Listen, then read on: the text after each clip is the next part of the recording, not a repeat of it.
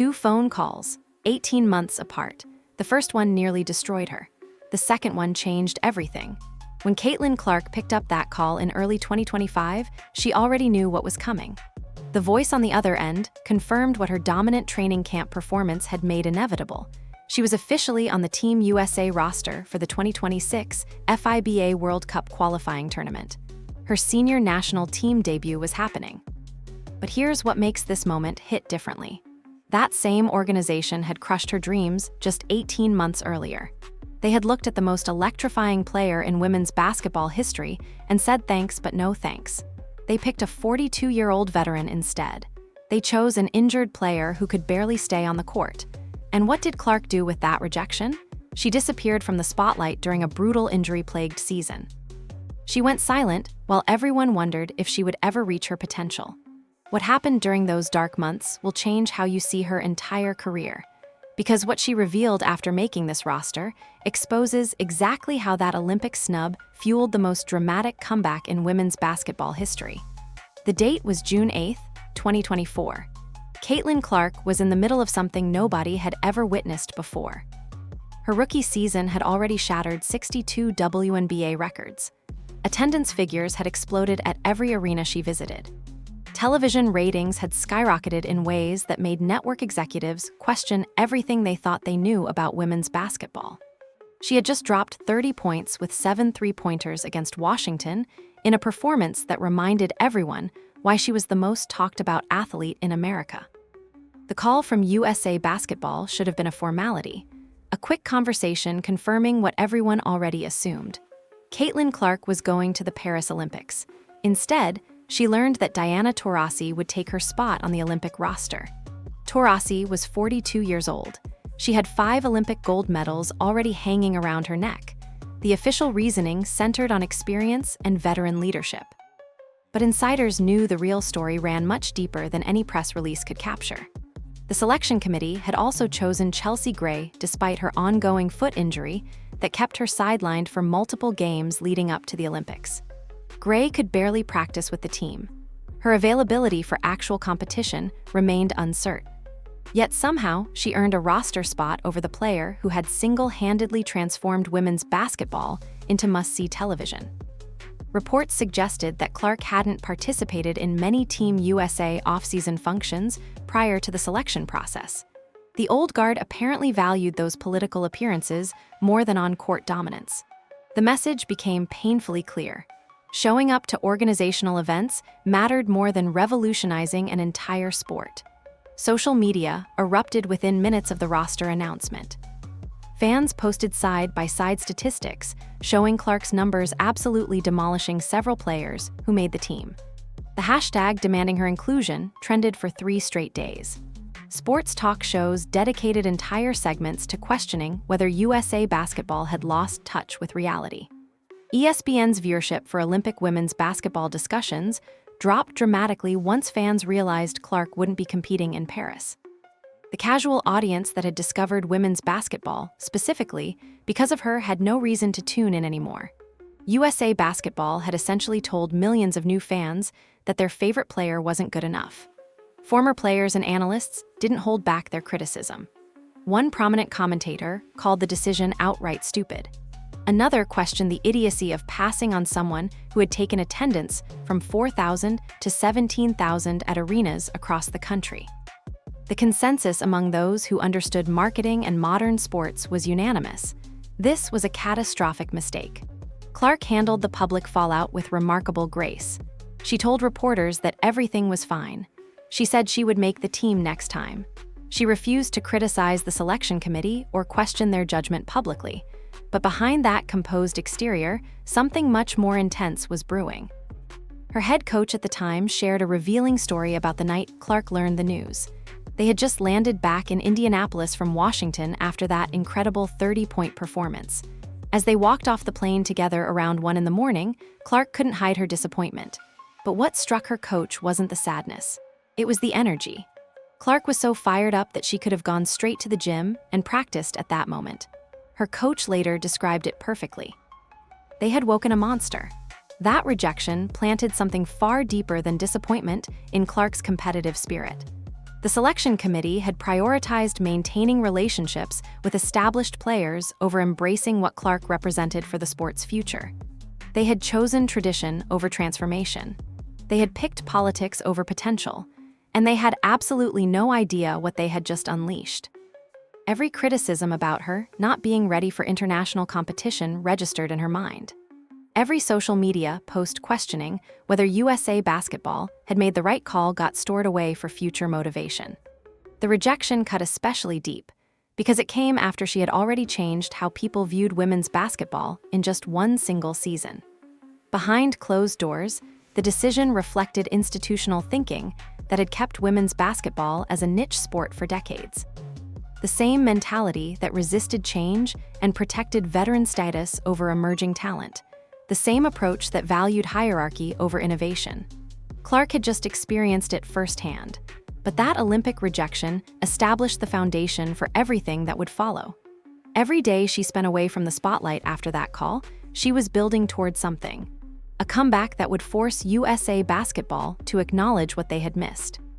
A transformation that would make her exclusion look even more ridiculous in hindsight. What nobody expected was how quickly adversity would test that resolve, because her sophomore season was about to become a nightmare that threatened everything she had worked toward. The groin injury hit first in early August.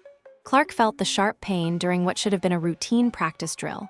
The moment it happened, she knew something was seriously wrong. The MRI results confirmed her fears. A grade 2 strain that would sideline her for weeks just when she needed to prove the Olympic selectors wrong. 3 weeks into her recovery, the quad problems started developing. Her body had been compensating for the groin injury, and that compensation created entirely new issues in her left leg. Every time Clark attempted to return to full training, the quad would tighten up and force her back to the treatment table. The medical staff kept warning her about rushing back too quickly. But she could feel precious time slipping away with every passing day. September brought the ankle setback that really derailed her entire timeline. A simple pivot during a light scrimmage resulted in a high ankle sprain. Suddenly, she was wearing a walking boot and hobbling around the fever facility on crutches. The ankle injury stung particularly hard because it happened during what was supposed to be her comeback week. She had been so close to returning. Then everything fell apart again.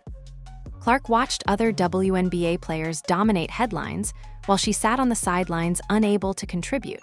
The same media that had celebrated her rookie season now questioned whether her body could hold up to professional basketball demands. Some wondered out loud if her style of play was sustainable. Others speculated that the injuries might permanently change who she was as a player. October brought bone complications that emerged during routine scans. Doctors discovered stress reactions in her left foot that had developed from months of altered movement patterns. Clark had been unconsciously changing how she ran and jumped to protect her other injuries. That protection created new problems she didn't even realize existed until the imaging revealed the damage. The medical team prescribed complete rest from all basketball activities. No shooting, no running, no jumping. Nothing that resembled the sport she had dedicated her entire life to mastering. For someone who had never missed significant time throughout her career, the isolation was almost unbearable. She later admitted that being hurt is an incredibly isolating experience. You don't really understand what injured athletes go through until you experience it yourself. The challenge for her wasn't just physical recovery. It was the mental battle of watching one injury compound into another, then another, with no clear end in sight. The loneliness hit differently than anything she had experienced before. Basketball had always been her outlet, her escape, her identity. Now she couldn't even step on a court without risking further damage. The same competitive fire that made her great now tormented her as she watched from the sidelines, unable to help her team. Her teammates tried to keep her involved. Coaches checked in regularly, but nothing could replace actually playing. Nothing could fill the void left by not being able to do the one thing that defined who she was. The frustration built up day after day as her body refused to cooperate with her timeline. By the end of the WNBA season, Clark had given everything she could to possibly return, but her body simply wouldn't allow it. She described that realization as almost a relief in some strange way. At least she knew she had exhausted every option. At least she could stop fighting against something she couldn't control, The experience taught her things she never could have learned while healthy: how to take care of her body properly, how to get right and stay healthy for the long term, how to take time for herself without feeling guilty about it. Lessons that only come from being forced to slow down against your will. But perhaps the most valuable lesson was learning how to be a great teammate without actually playing. She poured into her teammates from the sidelines.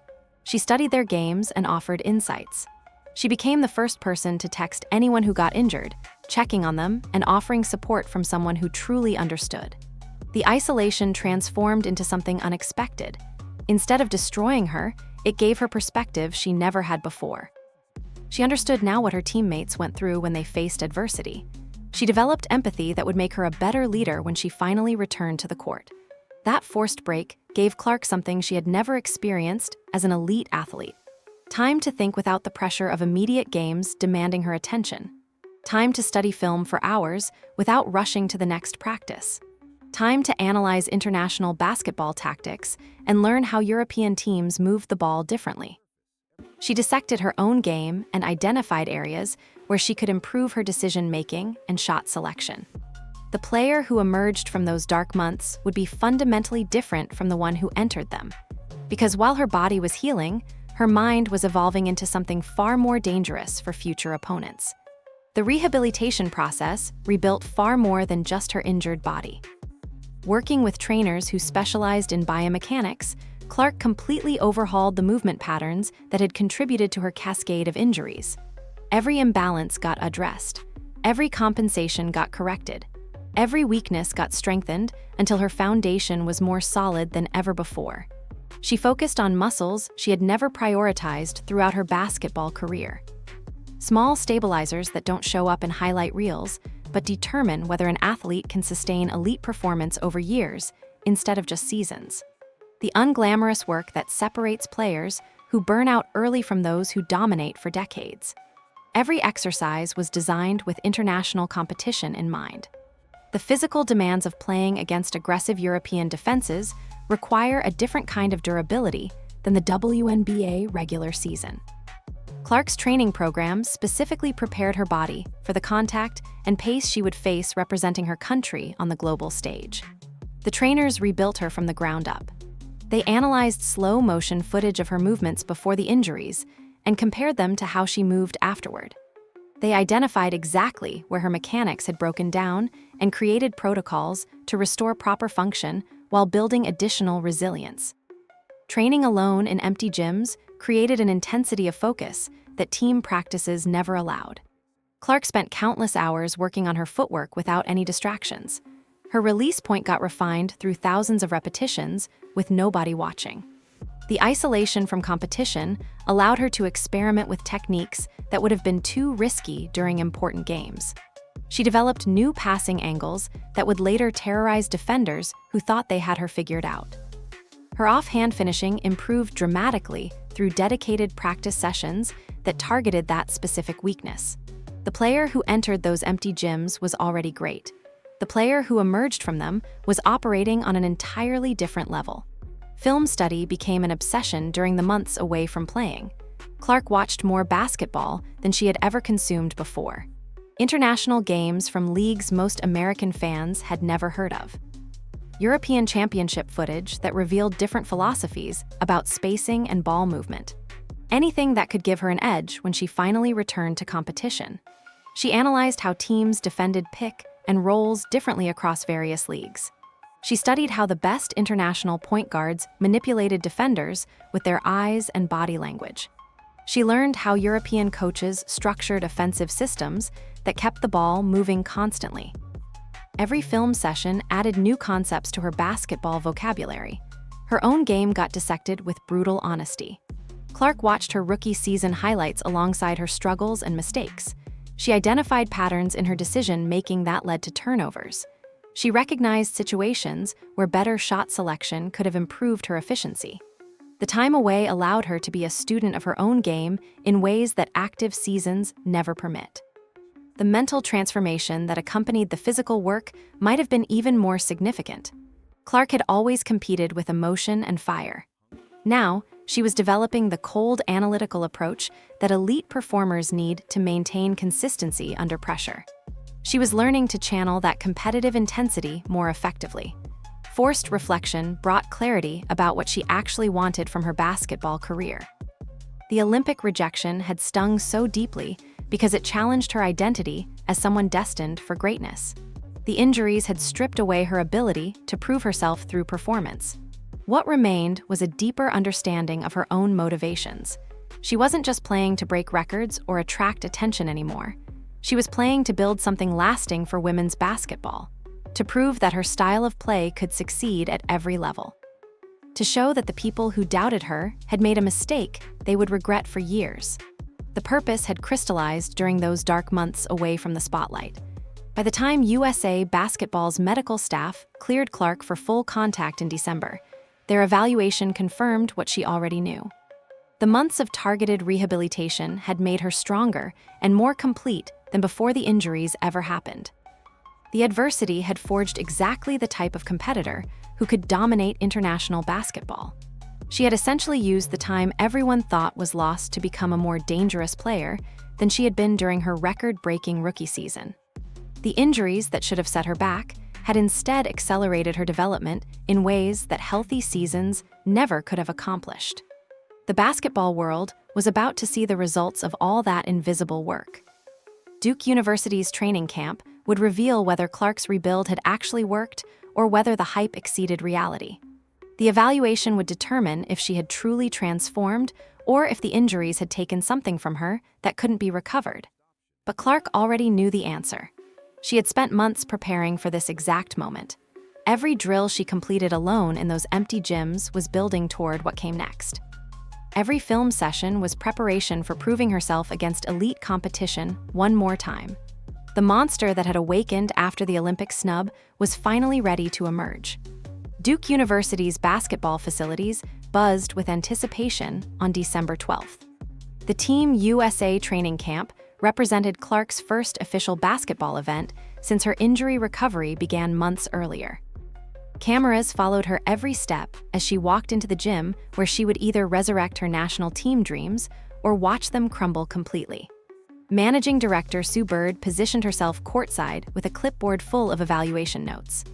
Coach Cheryl Reeve stood nearby with arms crossed, watching Clark warm up with the intensity of someone evaluating a franchise-altering decision. Both knew this camp would determine whether Clark could transition from WNBA superstar to international competition centerpiece. The first scrimmage revealed everything USA Basketball needed to know about her current state. Clark dropped 23 points in just 28 minutes against elite competition that included current national team players. Her court vision looked sharper than before the injuries had sidelined her. She found passing lanes that other players couldn't even see developing. Most importantly, her three-point shot displayed the same deadly accuracy that had terrorized WNBA defenders throughout her historic rookie season. Observers immediately noticed something different about her movement. The hesitation that sometimes appeared during her injury-plagued sophomore season had completely disappeared. She attacked the basket with full confidence in her body. She planted and pivoted without any visible concern about re-injury. The biomechanics work had clearly paid off in ways that translated directly to game performance. Reeve pulled reporters aside after the second day of camp, barely containing her excitement about what she was witnessing. Clark's shooting stroke looked completely natural despite months away from competitive basketball. Her conditioning appeared better than expected given the extended layoff. Her decision-making showed the maturity that comes from studying the game during forced time away from playing it. Sue Bird's observations went deeper than just basketball skills on display during drills. She noted how Clark approached every single exercise with laser focus. No joking around between plays like some players allowed themselves. No casual conversations during water breaks that distracted from the task at hand. Clark was treating this camp like an audition for the most important role of her basketball career. Bird described her as completely locked in and physically ready to compete at the highest level of international basketball. The same Sue Bird who had dominated women's basketball for 2 decades recognized something special in how Clark carried herself throughout the evaluation process. This wasn't someone hoping to make the team. This was someone proving a point. The contrast with some other players became obvious during competitive drills. While Clark orchestrated offensive sets and created easy scoring opportunities for teammates, others struggled to find their rhythm in the structured environment. The difference between players who elevated those around them and players who needed the game to revolve around their strengths became impossible to ignore.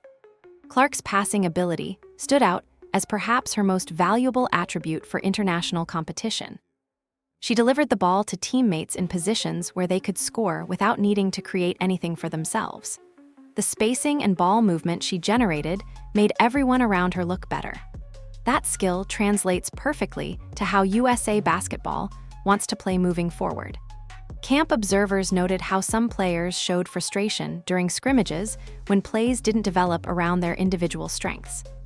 Meanwhile, Clark seemed to get more energized when she could create opportunities for others rather than looking for her own shot every possession.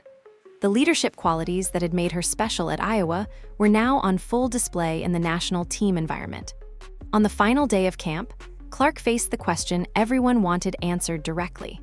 A reporter asked about the Olympic snub and how it affected her approach to this opportunity. She paused for several seconds before responding, clearly choosing her words carefully while still being honest about her feelings. She acknowledged that missing the Olympics had created motivation she had never felt before as a professional athlete.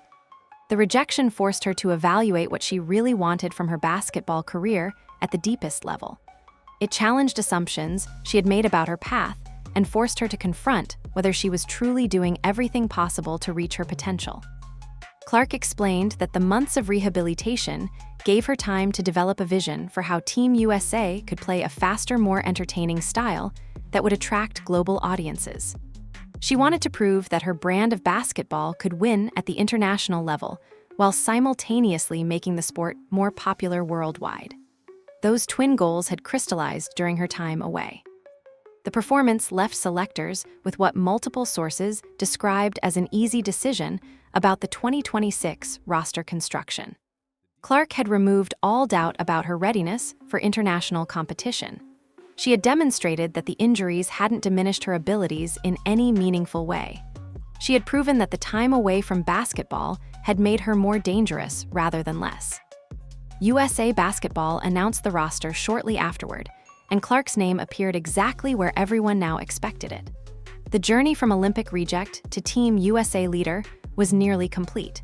But the roster construction itself would reveal just how completely Clark had reshaped the organization's thinking about women's basketball. USA Basketball made their roster decisions with Clark's vision driving nearly every choice. The organization shifted away from the traditional approach of selecting proven veterans regardless of playing style. Instead, they built around Clark's fast-paced system that promised to captivate global audiences while still winning games. This represented a fundamental change in how Team USA approached roster construction for major international competitions. The 12 names announced sent shockwaves through the basketball community. Aaliyah Boston made the roster as expected given her dominant post presence. Paige Buchers earned her spot as another dynamic guard who could complement Clark's playmaking. Sabrina Ionescu brought additional shooting and ball handling depth. Kali Copper provided defensive intensity and transition scoring ability. Chelsea Gray's inclusion raised some eyebrows given her injury history that had plagued her since before the Paris Olympics. But her experience running international offenses apparently still held value for the coaching staff. Derica Hamby brought versatility at the forward position. Ryan Howard added perimeter scoring punch from off the bench. Rickea Jackson earned her first national team selection after an impressive professional campaign. Kelsey Plum provided veteran leadership alongside elite three-point shooting ability. Jackie Young brought championship experience and defensive versatility to round out the guard rotation. Angel Reese secured a spot on the final roster, but questions immediately emerged about how she would fit into Clark's system. Her skill set requires more touches and isolation opportunities than the constant ball movement Clark prefers. Reports suggested she would face an uphill battle for significant playing time unless she adapted her game to complement the new offensive philosophy. But the name missing from the roster generated the most discussion across sports media. Angel Wilson's absence from the 2026 World Cup qualifying roster stunned basketball analysts across the country. Wilson had been a cornerstone of USA basketball for years. Many expected her to anchor the frontcourt alongside Clark's backcourt leadership without question. The selection committee chose to prioritize players who fit Clark's uptempo system over Wilson's more methodical post-dominant approach. Wilson's exclusion sent a clear message about how completely Clark had reshaped Team USA's identity. The old ways of building rosters around established veterans, regardless of style compatibility, were officially over. Some reports suggested the decision wasn't personal regarding Wilson's talent or standing with the program. It simply reflected a philosophical shift in how USA basketball wanted to play moving forward.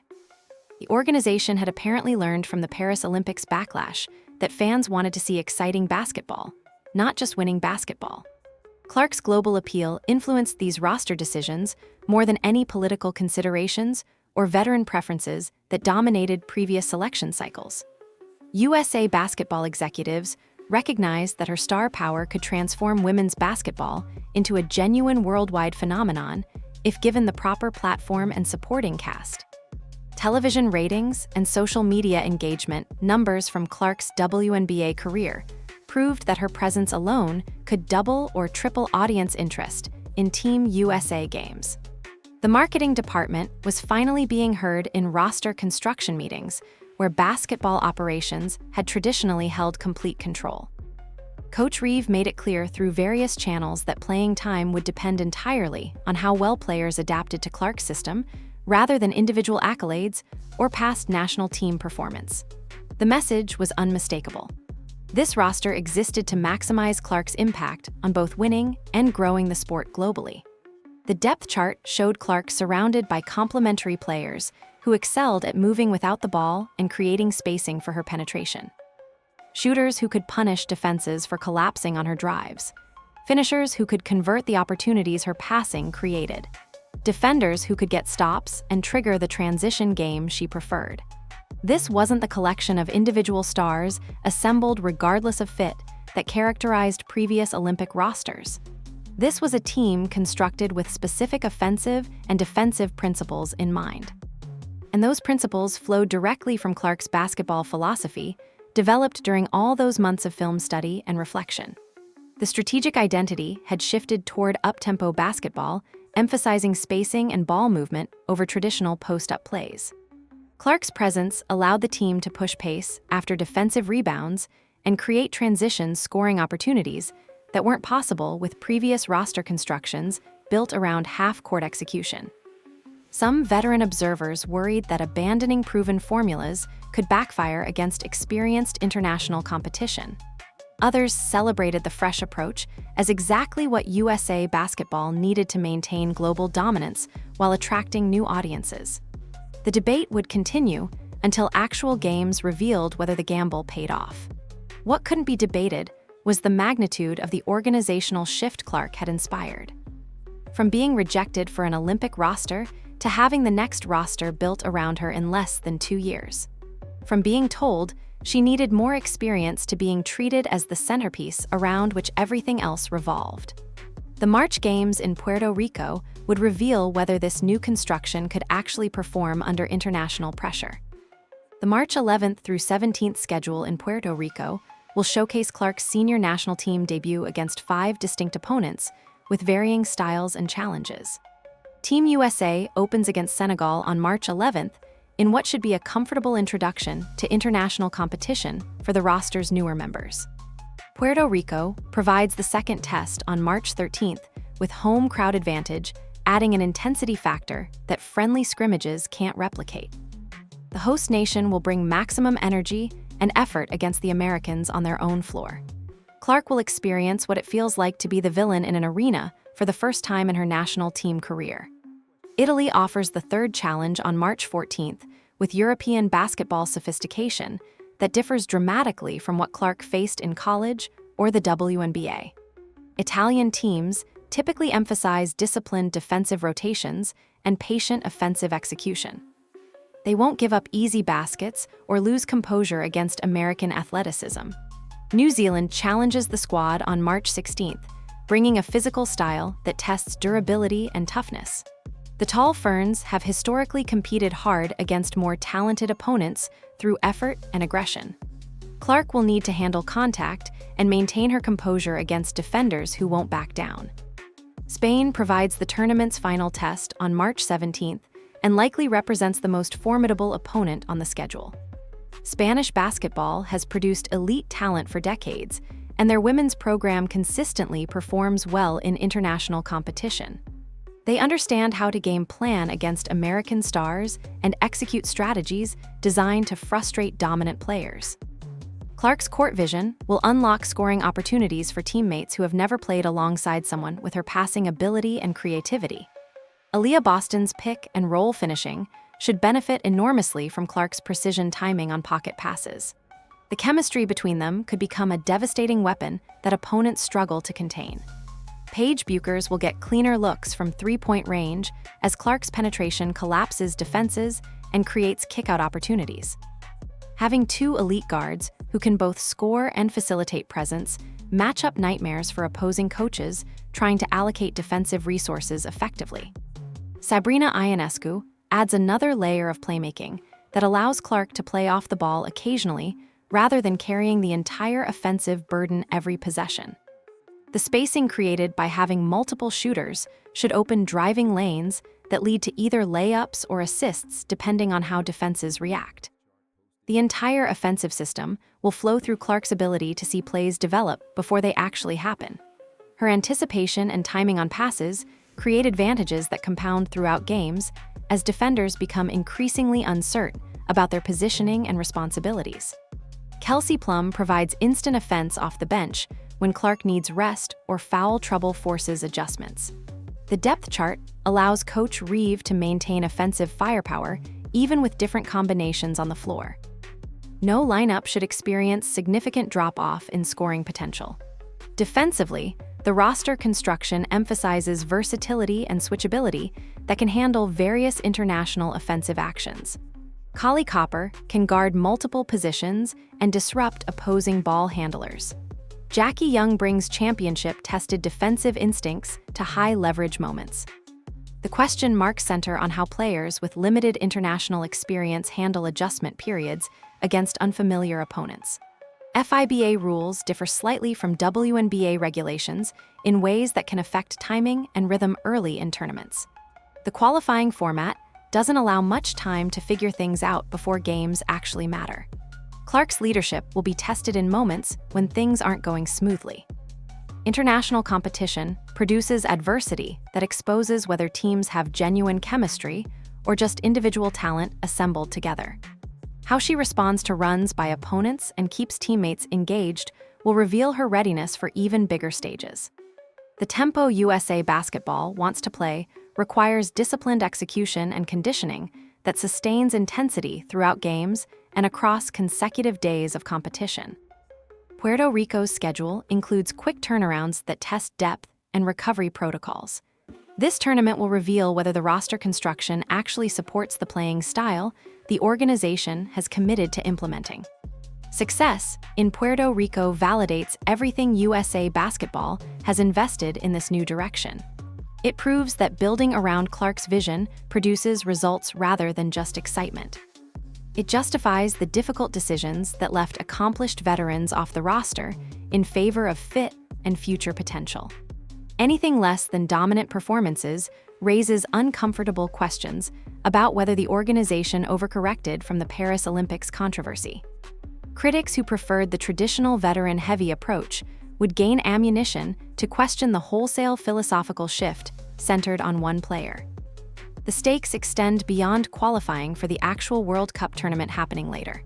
This is about establishing identity and building toward the 2028 Los Angeles Olympics, where the entire world will watch American women's basketball perform on home soil. Clark understands what these games represent in the larger picture. Every made shot and creative assist adds evidence supporting the argument that she deserved Olympic inclusion from the beginning. Every dominant performance proves that USA basketball finally made the right decision after their embarrassing mistake in 2024.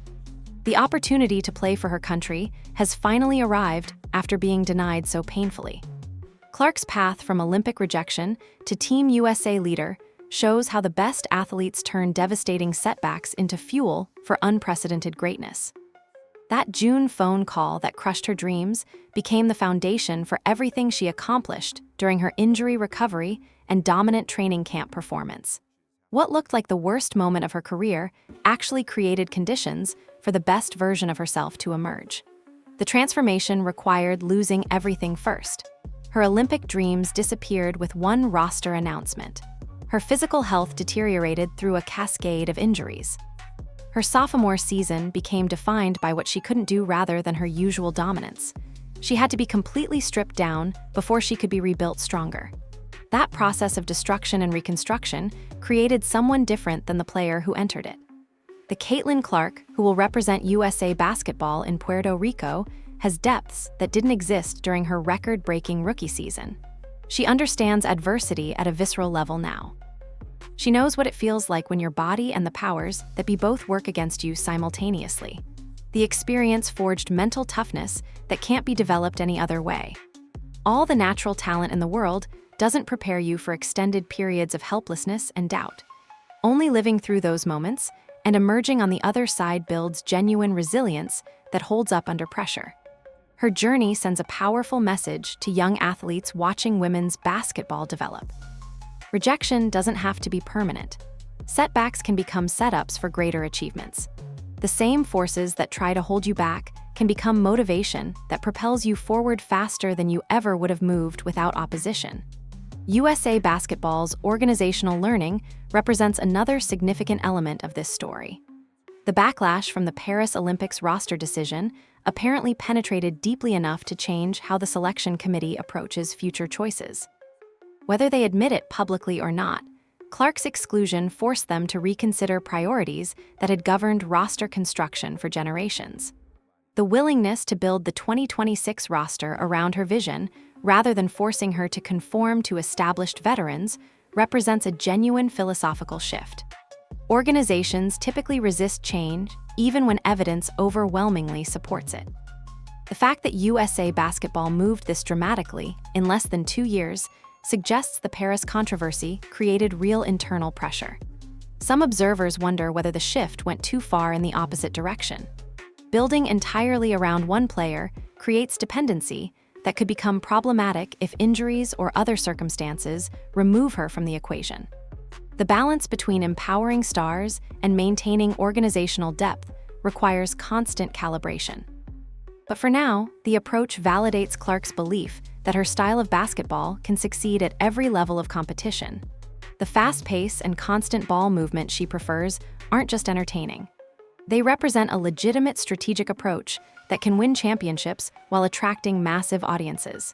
Those twin goals don't have to conflict. The attention this roster construction has generated proves the marketing impact USA Basketball was chasing when they made these decisions. Women's basketball has never received this level of mainstream coverage for a qualifying tournament. The Clark effect extends to every aspect of how the sport gets discussed and promoted. Angel Reese and Aja Wilson represent different facets of the ongoing evolution in women's basketball power dynamics. Reese made the roster, but faces questions about her role that didn't exist when she was dominating college basketball alongside Clark. Wilson's absence suggests that even established superstars must fit the vision or risk being left behind. These roster decisions will be debated and analyzed for years regardless of how the tournament actually unfolds. They represent a clear statement about where American women's basketball is headed and who will lead that journey. Future players will either adapt to Clark's influence or find themselves in similar situations to those left off this roster. The 2028 Los Angeles Olympics loom over everything happening in Puerto Rico. That home soil opportunity represents the ultimate stage for Clark to cement her legacy as the most transformative figure in women's basketball history. Every game between now and then builds toward that moment. USA Basketball has essentially bet the organization's future credibility on Clark delivering during that Olympic window. The investment in her vision creates accountability that cuts both ways. Success validates everyone who championed this approach. Failure invites criticism of the entire philosophical shift. But Clark has already demonstrated that she performs best when expectations reach their highest levels. The pressure of carrying American women's basketball into its most visible era doesn't seem to faze her at all. If anything, she appears to welcome the responsibility and embrace the spotlight. The March Games in Puerto Rico officially launched this new era after all the build-up and speculation. 18 months of recovery, rehabilitation, and redemption culminate in Clark finally wearing USA across her chest in competitive action. The moment she worked toward during all those lonely gym sessions and film study nights has finally arrived. What happens next will determine whether this story ends as a triumph of perseverance or a cautionary tale about building too much around a single player. From that devastating June phone call to this triumphant roster announcement, Caitlin Clark's journey proves something important about elite competition. The obstacles meant to stop you can become the exact forces that propel you toward greatness if you choose to use them correctly. USA Basketball rejected her, then built an entire roster around her vision less than 2 years later. Injuries threatened to derail her career, then forced her to develop into a more complete player than she ever could have become while healthy. The setbacks that should have diminished her actually revealed depths that success never would have uncovered. The March Games in Puerto Rico mark more than just her senior national team debut. They represent the beginning of a new era in American women's basketball, where entertainment value and competitive excellence combine rather than conflict. Where building around transcendent talent takes priority over maintaining political relationships with established veterans. Angel Reese will fight for playing time within the system. Aja Wilson's absence signals the old guard's diminishing influence. And Caitlin Clark will finally prove on the international stage what she always believed about herself. The monster they awakened is officially unleashed.